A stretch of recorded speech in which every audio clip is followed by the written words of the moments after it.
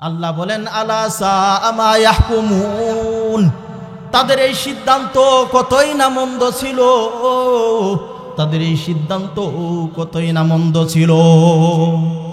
এরকম জাহিলি যুগের এই চরিত্র এই বদগুণ মনে হয় বর্তমান সময়ের মানুষের ভিতরে নাই। বর্তমান সময়ের মানুষের ভিতরে তো নাই। আরে বলেন না আছে? নাই।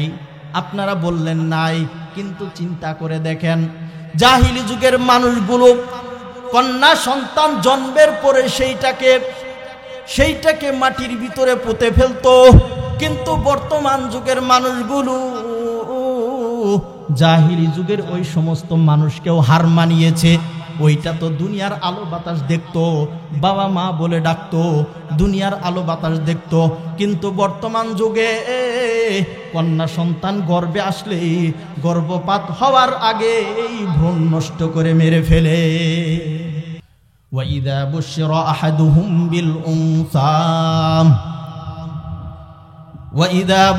أَحَدُهُمْ بِالْأُنثَى ظَلَّ وَجْهُهُ مُسْوَدًّا وَهُوَ كَظِيمٌ। যখন তাদের কাউকে মেয়ে সন্তানের সুসংবাদ শোনানো হতো, ভালো করে লক্ষ্য রাখবেন আল্লাহ পাক রব্বুল আলামিন শুরুতেই বুশিরা শব্দ ব্যবহার করলেন। বুশিরা শব্দের অর্থ হলো যাকে সুসংবাদ দেওয়া হয়। কি দেওয়া হয়? সুসংবাদ দেওয়া হয়।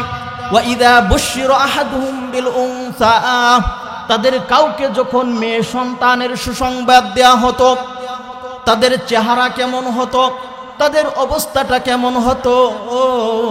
আল্লাহ পাক রব্বুল আলামিন বলেন যাল্লা ওয়াজহুহু মুসওয়াদ্দান ওয়া হুয়া কাযীম, তাদের চেহারাগুলো মলিন হইয়া যাইতো। মেয়ে সংবাদের সুসংবাদ দেওয়া হলে তাহলে কি হইতো? তাদের চেহারা কি হয়ে যাইতো? মলিন হইয়া যাইতো। ওয়া হুয়া কাযীম, আর তার ভিতরে এমন রাগ গুসা দেখা যেত, রাগ গুসার কারণে সে কি থেকে কি করবে সে ভেবে পাইতো না। আল্লাহ পাক রব্বুল আলামিন আয়াতের শুরুতে বুশিরা শব্দ ব্যবহার করলেন। তখনকার মানুষকে মেয়ে সন্তানটাকে দুঃসংবাদ মনে করত, কিন্তু আল্লাহ পাক রব্বুল আলামিন যখন বিধান নাজিল করলেন যে মেয়ে সন্তান তোমাদের জন্য দুঃসংবাদ না, বরং তোমাদের জন্য হলো সুসংবাদ, এই জন্য আল্লাহ বুশিরা শব্দ শুরুতেই লাগায় দিলেন। وَإِذَا بُشِّرَ أَحَدُهُمْ بِالْأُنثَى ظَلَّ وَجْهُهُ مُسْوَدًّا وَهُوَ كَظِيمٌ, তাদের চেহারাগুলো মলিন হইয়া যাইতো। আর শুধু জাহিলি যুগের লোক না, বর্তমানেও বহু মানুষ এমন আছে যাদেরকে মেয়ে সন্তানের সুসংবাদ দেওয়া হলে তার চেহারাটাও মলিন হইয়া যায়। এমন লোক সমাজের ভিতরে আছে না নাই? এখনো বহু মানুষ আছে চেহারা মলিন হইয়া যায়, ভিতরে গুসা আইসা যায়, স্ত্রীর সাথে ভালো ব্যবহার করে না, কই তোর গর্বই বুঝি খারাপ, তোর পেটটাই বুঝি খারাপ, তুই এমন একটা সন্তান জন্ম নিলি, এমন একটা সন্তান পেটে ধারণ করলি, তুই কি ছেলে সন্তান নিতে পারলি না? তোর পেটে কেন এত মেয়ে সন্তান আসে? বলুন তো এই সন্তান দেওয়ার মালিক কে? সন্তান দেওয়ার মালিক আল্লাহ, কিন্তু বান্দা না বুঝিয়া তার স্ত্রীকে গালিগালাজ করে, এরকম বেহায়া, এরকম বেলাজা, এমন জালেম স্বামী সমাজের ভিতরে আছে না নাই? মনে হয় সব দোষ তার স্ত্রী, মনে হয় স্ত্রী নিজের হাতে পেটের ভিতরে মেয়ে সন্তানটাকে ধারণ করেছে, নিজের হাতে স্থাপন করেছে। বিষয়টা কি তাই? মেয়ের সাথে স্ত্রীর সাথে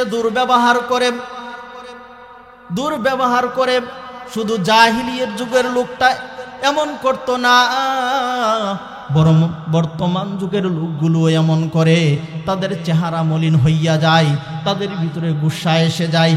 গুসা আসার কারণে জাহিলি যুগের লোকগুলো কেমন করত?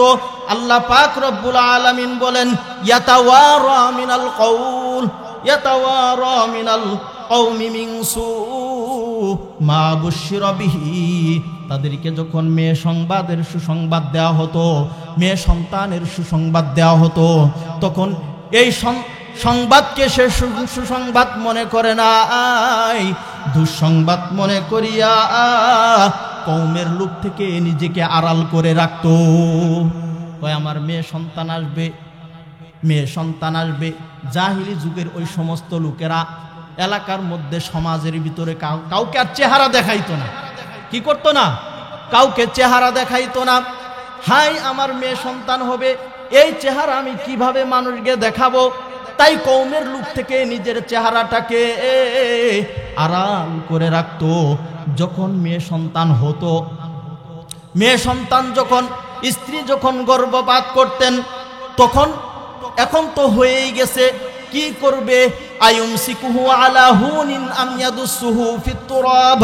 আল্লাহ বলেন সে অপমান সহ্য করিয়া, ভাবতেছেন যে অপমান সহ্য করিয়া নিজের কাছে রেখে দিব নাকি মাটির ভিতরে পুঁতে ফেলবো।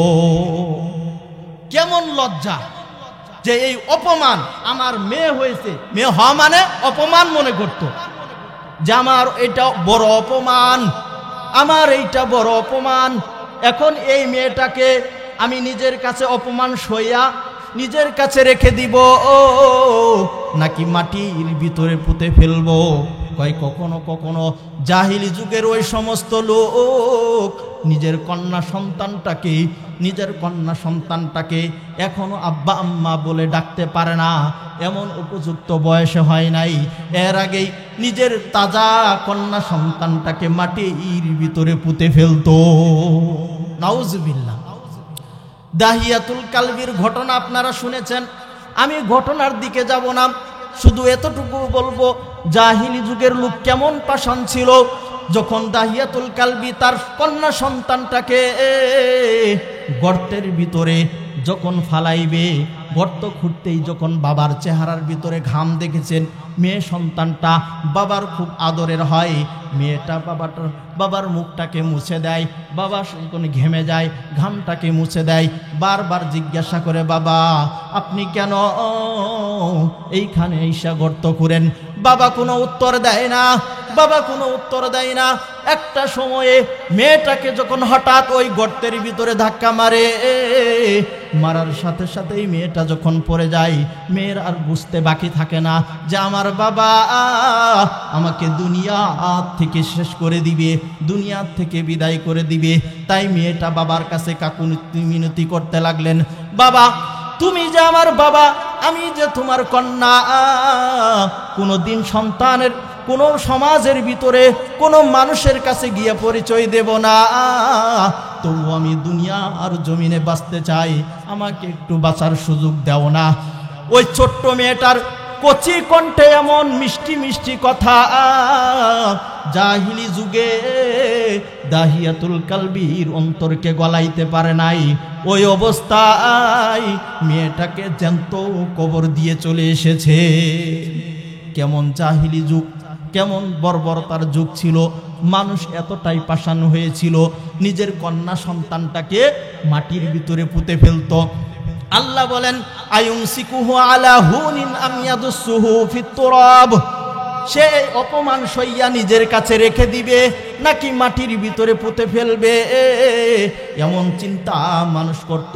একটা পর্যায়ে কেউ অপমান সইয়া নিজের কাছে রেখে দিত, কেউ আবার মাটির নিচে পুঁতে ফেলতো।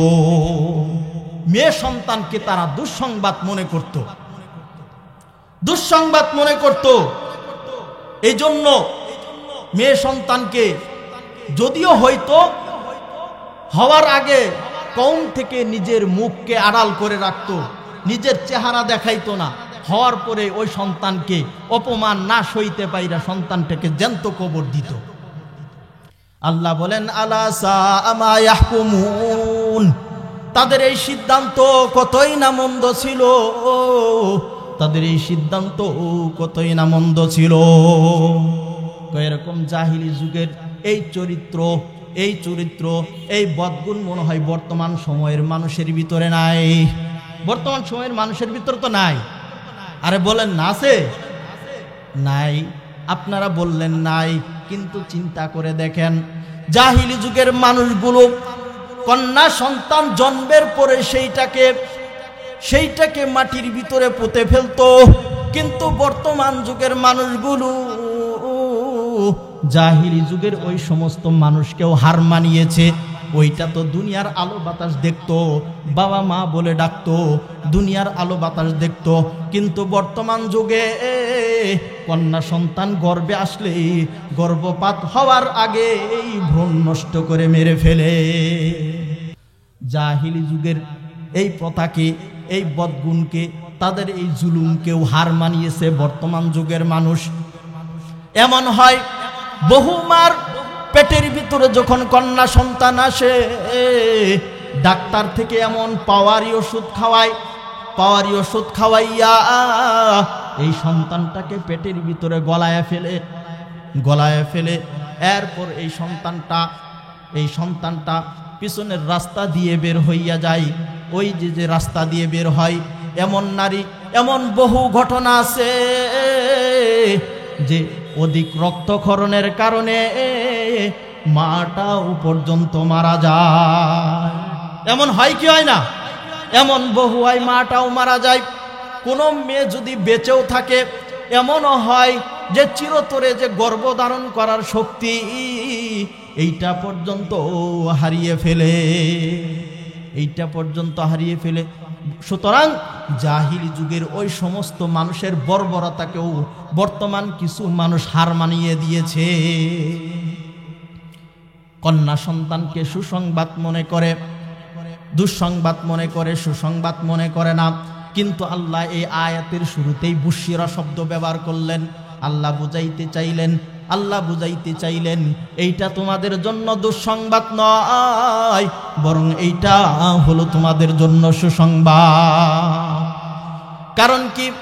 নবীজি সাল্লাল্লাহু আলাইহি ওয়াসাল্লাম নারীদেরকে হওয়ার আগেই পিতামাতাকে এমন সুসংবাদ শুনিয়েছেন। নবীজি সাল্লাল্লাহু আলাইহি ওয়াসাল্লাম বলেন, মুসলিমের বর্ণনায় এসেছে, আনাস ইবনে মালিক রাদিয়াল্লাহু আনহু قال قال رسول الله صلى الله عليه وسلم من كان له من على جاريتين, যার দুইটি কন্যা সন্তান থাকে, হাত্তা তাবলুগা, এই দুইটি কন্যা সন্তানকে প্রাপ্তবয়স্ক হওয়া পর্যন্ত লালন পালন করে, নবীজি বলেন যা ইয়াউমাল কিয়ামাতি আনা ওয়া হুয়া, যে কিয়ামতের ময়দানে এই দুই কন্যা সন্তানের বাবা আর আমি জান্নাতের ভিতরে এত কাছাকাছি থাকবো। জম্মা আসওয়াবিআহু, নবীজি দুইটা আঙ্গুলকে একত্রিত করে দেখাইলেন যে এত কাছাকাছি থাকবো।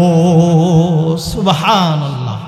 দুইটা কন্যা সন্তান যেই লালন পালন করবে প্রাপ্তবয়স্ক পর্যন্ত, আল্লাহ পাক রব্বুল আলামিন ওই কন্যা সন্তানের পিতা আর নবীজিকে জান্নাতে একসাথে থাকার অনুমতি দিবে।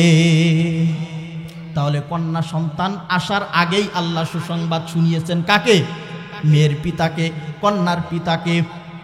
আর আমরা এই কন্যা সন্তানকে দুঃসংবাদ মনে করি, বেবরকত মনে করি, যে আমার মেয়ে হবে, কলঙ্কার করবে, কোনটা না কোনটা করবে, কামাই রোজগার করতে পারবে না, আমার কোনো সহযোগিতা করতে পারবে না। এমন চিন্তা ভাবনাই আমরা মুখটাকে খুব খারাপ বানাই, আমাদের চেহারা মলিন হইয়া যায়, আমাদের ভিতরে গুসা এসে যায়। নবীজি এই গুসা করতে নিষেধ করেছেন, কন্যা সন্তানকে সুসংবাদ মনে করেছেন, সুসংবাদের কথা বলে দিয়েছেন। তাহলে আমাদের কন্যা সন্তান হইলে আমরা মুখ মলিন করব? আমরা রাগ গুসা করব না। তাহলে আপনি যে রাগ গুসা করবেন না, ওইটা বোঝা যাবে কেমনে? আপনার যখন ছেলে সন্তান হয়, শুক্রবারে মিষ্টির হিরিক পড়ে যায় মসজিদে, আর মেয়ে সন্তান হইলে আপনার বন্ধু বান্ধব জানেই না। হঠাৎ করে বড় হয়েছে, একদিন মোটর সাইকেলের সামনে তুলে নিয়ে গেছেন, হঠাৎ দেখা, দোস্ত কে? কয় আমার মেয়ে। কয় তোর মেয়ে হইলো কোনোদিন তো বললি না। মানে ছেলে হয়েছে তখন তো সংবাদ পেয়েছি, তুই তো মিষ্টি খাওয়াইছস, মেয়ে হইল বললি না তো। এমন হয় কি হয় না? এমন হয়। মেয়ে সন্তান হলে এইটা আর ফেসবুকেও স্ট্যাটাস দেয় না, স্টোরিও দেয় না, কাউকে বলে না। যদি ছেলে সন্তান হয় মিষ্টির ধুম পড়ে যায়, তার মানে কি আপনার মেয়ে সন্তান হওয়ার কারণে আপনি কিন্তু খুশি হন নাই, আপনি বেজার হয়েছেন। নবীজি সাল্লাল্লাহু আলাইহি সাল্লামের আরেকটি হাদিস, নবীজি সাল্লাল্লাহু আলাইহি ওয়াসাল্লাম বলেন, মান কানাত লাহু বিনতুন, যার একটি মেয়ে থাকবে, ফাআদ্দাবাহা ফাআহসানা আদাবাহা, ওই একটা মেয়ে সন্তানকে উত্তমভাবে আদব শিক্ষা দেয়, ওয়া তা'লিমাহা ওয়া আল্লামাহা ফাআহসানা তা'লিমাহা, এবং উত্তম আমল শিক্ষা দেয়, উত্তম তালিম দেয়, ইলমে দ্বীন শিক্ষা দেয়। ওই ব্যক্তি যদি গুনাহগার হয়, জাহান্নামী হয়, কাল কিয়ামতের ময়দানে জাহান্নাম আর এই কন্যা সন্তানের বাবার মাঝখানে মেয়ে সন্তানটা কানাত লাহু সিতরাতান আও হিজাবাম মিনান নার, জাহান্নাম আর এই কন্যা সন্তান এর বাবার মাঝখানে সে পর্দা হইয়া দাঁড়াবে। সুবহানাল্লাহ। মেয়ে সন্তানটাকে উত্তম আদব শিক্ষা দিতে হবে, উত্তম তালিম শিক্ষা দিতে হবে। এই তালিমের মাদ্রাসা, এই তালিমের মাদ্রাসা, আদব শিক্ষার মাদ্রাসাই হলো এই মহিলা মাদ্রাসা। আমরা তো মেয়েদেরকে দিয়েও যে আমার কন্যা, আমার মেয়ে ডাক্তার হবে, আমার মেয়ে ইঞ্জিনিয়ার হবে, বিভিন্ন আশা করে থাকি। এখন আশা করতে গিয়ে আমার মেয়েকে আমি বেপরদাভাবে চলাই, ছেড়ে দেই, তার কোনো গাইডলাইন নাই। আপনি যেইটা করছেন, আপনি তো দুনিয়াদার, আপনার মেয়ে থেকেও আপনি দুনিয়ার ফায়দা নিতে চাচ্ছেন, অথচ এই দায়িত্ব কর্তব্য আপনার উপর না। নবীজি বলেছেন তাকে আদব শিক্ষা দাও, তালিম দাও, কিন্তু আপনি সেইটা না করে তাকে দিয়েও দুনিয়া কামাইতে চান। আপনার চিন্তা হলো এইটা। এখন বলুন তো, কোনো মেয়েকে দিয়ে আপনি কামাই রোজগার করতে চাইলেন, দুনিয়া অর্জন করতে চাইলেন, এই মেয়ে যত গুনাহ করবে, আপনি আদব শিক্ষা না দেওয়ার কারণে, তালিম শিক্ষা না দেওয়ার কারণে যত গুনাহ করবে, একটা অংশ আপনার আমলনামায় আসবে, আপনার আমলনামায় আসবে। কারণ একটা মেয়ে তার কামাই রোজগারের দায়িত্ব তার নিজের উপর নাম। যতদিন পর্যন্ত বাবা মার ঘরে থাকে, একটা মেয়ে বিবাহ শাদী পর্যন্ত বাবা মার জিম্মাদারিতে থাকে, বাবা মার অন্তর্ভুক্ত থাকে। বাবা মার দায়িত্ব হলো তাকে ভরণ পোষণ দেওয়া। বিবাহ হয়ে গেলে স্বামীর ভরণ পোষণ দেওয়ার দায়িত্ব। বিবাহ হলে কার দায়িত্ব? স্বামীর দায়িত্ব। ওই মেয়েটাই যদি স্বামী হারা হয়, যদি স্বামী না থাকে, যদি তার সন্তান থাকে, তাহলে সন্তানের দায়িত্ব হলো তার মাকে কি দেওয়া? ভরণ পোষণ দেওয়া। বলে সন্তান নাই, যদি সন্তান না থাকে, ছেলে সন্তান না থাকলে মেয়ের দায়িত্ব। যদি তাও না থাকে, যদি মেয়ের ভাই থাকে, তাহলে ভাইয়ের দায়িত্ব।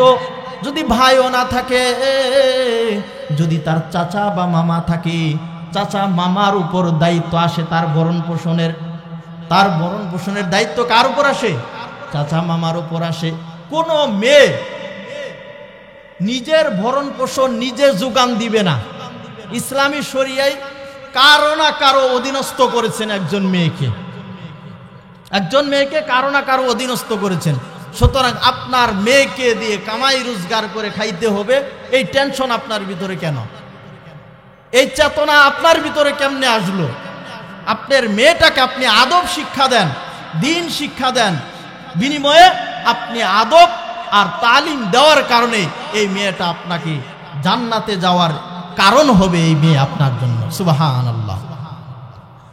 মেয়ে নারীদেরকে আল্লাহ পাক রব্বুল আলামিন এত মর্যাদা দিয়েছেন, জন্মের আগের থেকেই মেয়ের বাবাকে, কন্যা সন্তানের বাবাকে সুসংবাদ শুনিয়েছেন। এরপরে জন্মের পরে যদি আদব শিক্ষা দিতে পারেন, ইলমে দ্বীন শিখাইতে পারেন, তাহলেও সুসংবাদ। একটা মেয়ে যখন বিবাহ শাদীর হওয়ার আগেই যদি কোনো কন্যা সন্তান মারা যায়, বিবাহ শাদী হওয়ার আগেই কোনো মেয়ে যদি মারা যায় তাহলে তার জন্য নবীজির কি সুসংবাদ? নবীজি বলেন, এই মেয়েটা যদি বিবাহর আগেই মারা যায়, মারা যাওয়ার সাথে সাথেই আল্লাহ পাক রব্বুল আলামিন তাকে শহীদি মর্তবা দান করেন। তাকে শহীদি মর্তবা দান করেন কেন? এ তো স্বামীর সুখ, স্বামীর পক্ষ থেকে যে সুখ এইটা ভোগ করতে পারে নাই, তার আগেই দুনিয়ার থেকে বিদায় নিয়েছেন। তার আগেই কি করছেন? দুনিয়ার থেকে বিদায় নিয়েছেন। আল্লাহ পাক রব্বুল আলামিন শহীদি মর্যাদা কাল কিয়ামতের ময়দানে তাকে দান করবে। তাহলে জাহিরি যুগের মানুষেরা মেয়ে সন্তানকে বোঝা মনে করত, কিন্তু ইসলাম আসার পরে মেয়েদের কত মর্যাদা, কত দাম, যে মেয়ে কন্যা সন্তান দুনিয়াতে আসার আগের থেকেই সুসংবাদ শুরু হয়ে গেছে। বিবাহর আগে সুসংবাদ, বিবাহর পর একজন মেয়ে বিবাহর আগে যদি 1 রাকাত নামাজ পড়ে, আল্লাহ পাক রব্বুল আলামিন তার আমল নামায় 1 রাকাত নামাজেরই সওয়াব দান করে। কিন্তু কোন মেয়ে যদি বিবাহর পরে নামাজ পড়ে, ফকিগণ বলেন যে ওই মেয়ের 1 রাকাতের বিনিময়ে আল্লাহ পাক রব্বুল আলামিন 21 রাকাত নামাজের সওয়াব দান করেন। সুবহানাল্লাহ।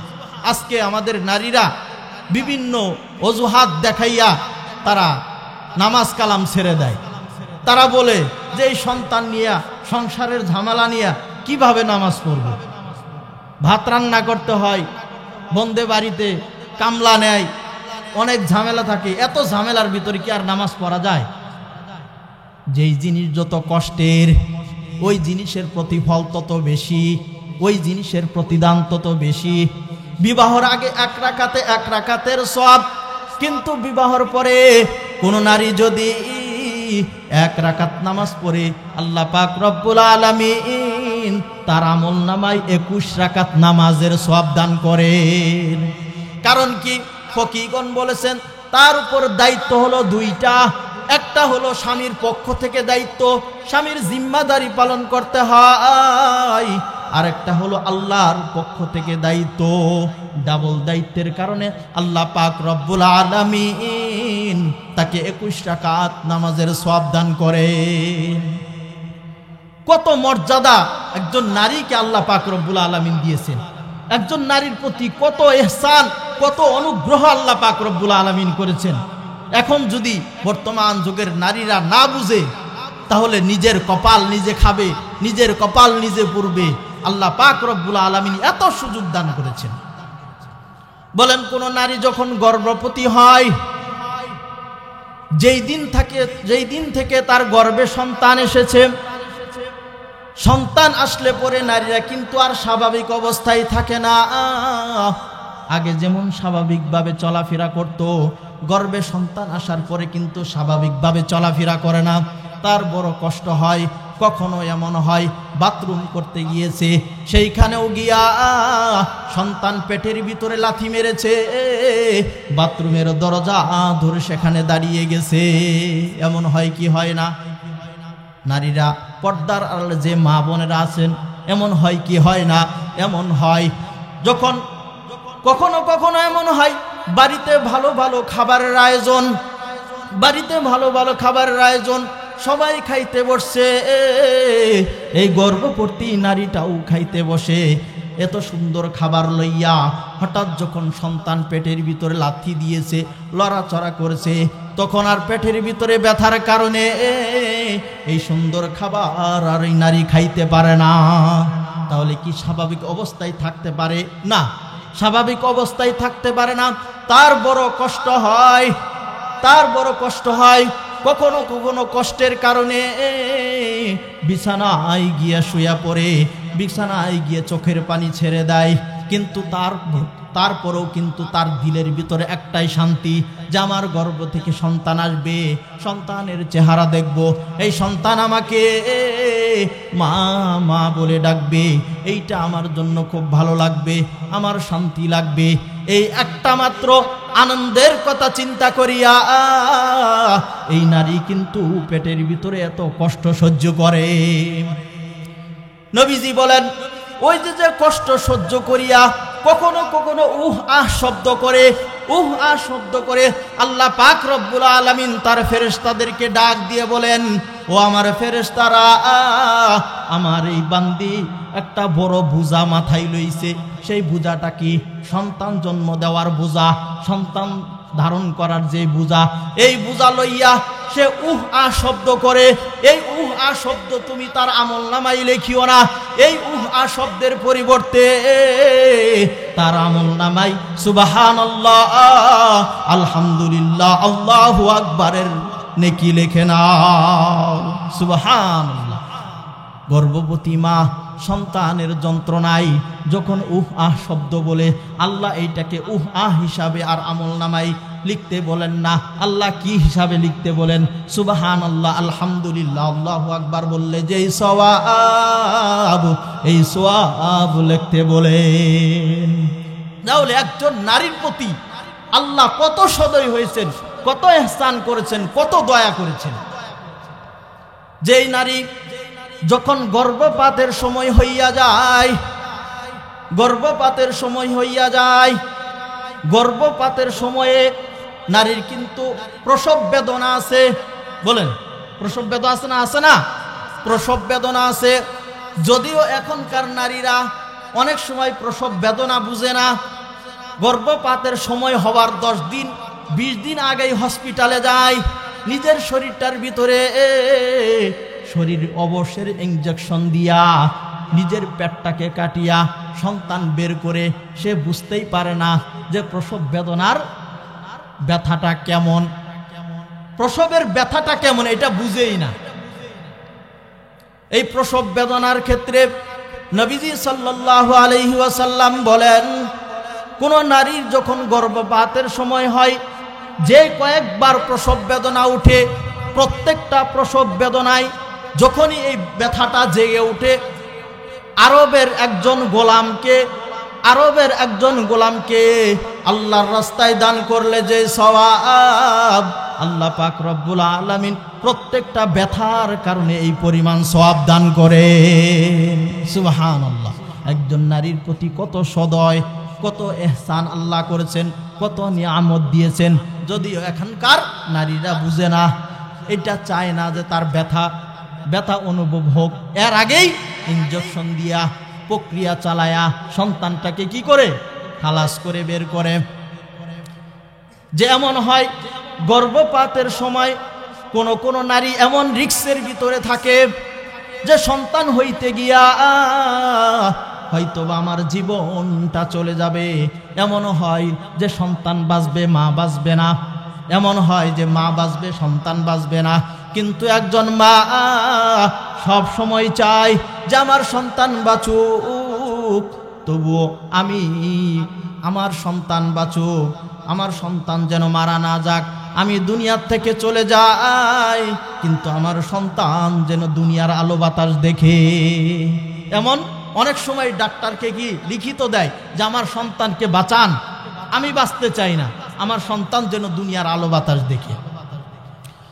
তাই ওই গর্ভবতী নারী গর্ভপাতের সময়ে আগের থেকেই মা বাবাকে ডেকে আনে, নিজের আত্মীয় স্বজনকে ডেকে আনে, কখনো বা ফোনের মাধ্যমে মাপ চেয়ে নেয় যে কতই না ভুল করেছি দুনিয়ার জমিনে, কতই না বেয়াদবি আপনার সাথে হয়ে গেছে, আপনি ক্ষমা করে দিয়েন।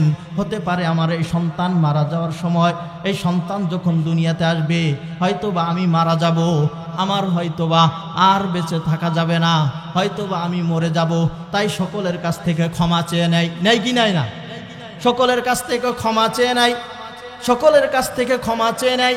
এমন রিস্কের সময়ে যদি কোনো নারী গর্ভপাতের সময়, যদি তার গর্ভপাতের সময় নিজে দুনিয়ার থেকে চলে যায়, আল্লাহ পাক রব্বুল আলামিন কাল কিয়ামতের ময়দানে সন্তান প্রসবের সময় যেই সমস্ত নারী মারা যায় তাদেরকেও শহীদের মর্যাদা দান করবেন। শহীদি নারী হিসাবে কিয়ামতের ময়দানে আল্লাহ উঠাবেন। সুবহানাল্লাহ। এত সুযোগ, এত নিয়ামত নারীর প্রতি আল্লাহ দিয়েছেন, অথচ জাহিলি যুগের অবস্থা দেখেন। এরপর যদি এমন হয় যে সন্তান বেঁচে থাকে, এই নারীও বেঁচে থাকে, সন্তান লালন পালন করতে গিয়া সন্তানের সেবা করতে গিয়া যদি কোনো নারী রাত্র জাগরণ করে, তার কি ফজিলত। একদা একজন মহিলা নবীজি সাল্লাল্লাহু আলাইহি ওয়াসাল্লামের কাছে আসলেন, এসে বললেন, ওগো আল্লাহর রাসূল, পুরুষরা তো আমাদের তুলনায় ইবাদত বন্দিগিতে আমলে অনেক আগাইয়া গেছে। নবীজি বললেন, কিভাবে আগাইয়া গেল? ওই মহিলা বলতেছেন, ওগো আল্লাহর রাসূল, পুরুষরা তো জিহাদের ময়দানে যায়, সীমান্ত পাহারা দেয়, তারা তো জামাতের সাথে নামাজ পড়ে, আমরা তো জিহাদের ময়দানে যাই না, আমরা তো সীমান্ত পাহারা দেই না, আমরা তো জামাতের সাথে নামাজ পড়ি না, তাহলে পুরুষরা তো ইবাদতে সওয়াবে আমাদের দিক থেকে অনেক আগাইয়া গেল। নবীজি বললেন, চমৎকার প্রশ্ন তো।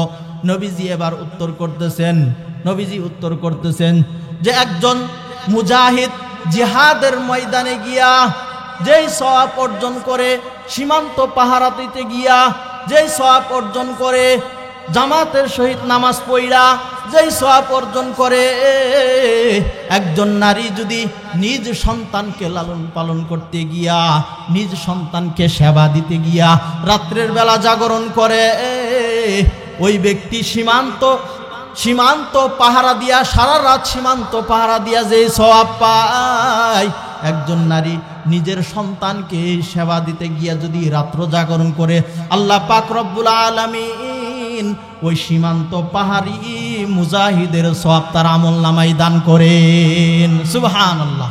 আল্লাহ এত সওয়াব দান করেন, তাহলে নারীদেরকে কত সুযোগ দিয়েছেন। অনেক নারী এমন আছে যে সন্তান কান্নাকাটি করে, এজন্য সে সহ্য করে না, সন্তানকে মারধর করে, যে এত কান্না করছ কে। এমন খবিস কিছু নারী আছে না? নাই, বহু আছে যে সন্তানকে মারে, এত কান্না করছ কে। এখন অবুঝ শিশু, আপনিও তো জানেন না এই শিশু কোন কারণে কান্না করতেছে। সুতরাং এখানে ফজিলত মনে করতে হবে। মা বোন যারা পর্দার আড়ালে আছেন, ফজিলত মনে করবেন। সন্তানকে সেবা করতে গিয়ে আপনি যদি রাত জাগেন, আপনার দিলের ভিতরে যদি এইটা থাকে, এই চিন্তা যদি থাকে যে হ্যাঁ আমি রাত জাগতেছি, একজন মুজাহিদ ইসলামের জন্য সীমান্ত পাহারা দিলে যে সওয়াব পায়, আল্লাহ তাআলা তো আমার আমলনামায় এই সওয়াব দান করতেছেন, তাহলে ওই নারীর জন্য রাত্রি জেগে সন্তানের সেবা দেওয়া তার জন্য সহজ হবে। সুবহানাল্লাহ। সীমান্ত পাহারাদারি মুজাহিদ যেই সওয়াব পায়, একজন নারী রাত্র জাগরণ করিয়া সন্তানের সেবা যত্ন যদি করি, তাহলে সেই সওয়াব আল্লাহ তাআলা তার আমলনামায় দান করে। একজন নারী সন্তানের সেবা করতে গিয়া যদি ঘরে নামাজ পড়লে, এক পুরুষ মানুষ যদি জামাতের সহিত নামাজ পড়ে, পুরুষ মানুষ জামাতের সহিত তাকবীরে উলার সাথে নামাজ পড়লে যে সওয়াব, একজন নারী সংসারের সকল ঝামেলা মিটাইয়া যদি ঘরেও নামাজ পড়ে, আল্লাহ পাক রব্বুল আলামিন তাকবীরে উলার সাথে নামাজ আদায়কারীর মতো সওয়াব আল্লাহ তাআলা এই মহিলার আমলনামায় দান করেন।